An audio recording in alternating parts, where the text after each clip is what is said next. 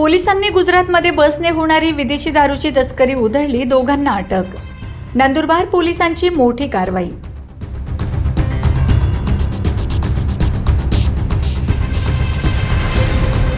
नंदुरबारहून शेजारच्या गुजरात राज्यात अवैधरित्या विदेशी दारूची तस्करी करण्याचा आंतरराज्यीय डाव नंदुरबार पोलिसांनी यशस्वीरित्या उधळून लावला आहे. नंदुरबार बस स्थानक परिसरात पोलिसांनी सापळा रचून 2 संशयित आरोपींना अटक केली. या कारवाईत पोलिसांनी सुमारे 87,000 रुपये किमतीची विदेशी दारू जप्त केली असून पोलिसांच्या या सतर्कतेमुळे दारू माफियांचे धाबे दणाणले आहेत. मिळालेल्या प्राथमिक माहितीनुसार नंदुरबार शहर पोलिसांना एका गुप्त बातमीदाराकडून माहिती मिळाली होती की काही इसम नंदुरबारहून बसमार्गे गुजरातमध्ये मोठ्या प्रमाणावर विदेशी दारूची वाहतूक करणार आहेत. या माहितीच्या आधारे पोलिसांच्या पथकाने तातडीने नंदुरबार बस स्थानक परिसरात पाळत ठेवून सापळा रचला.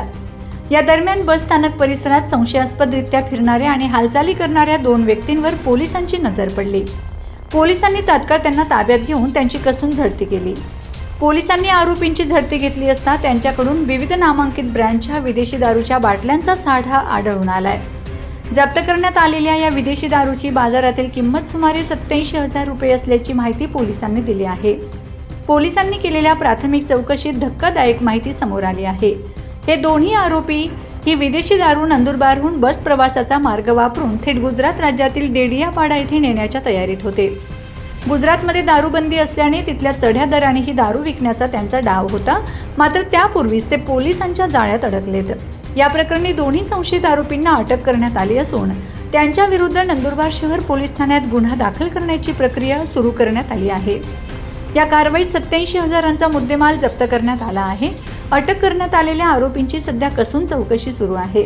या दारू तस्करीच्या रॅकेटमध्ये आणखी कोणाचा सहभाग आहे का, तसेच ही दारू त्यांनी कुठून खरेदी केली होती आणि गुजरातमध्ये ती कोणाला पोहोचवली जाणार होती, याचा सखोल तपास पोलीस करत आहेत.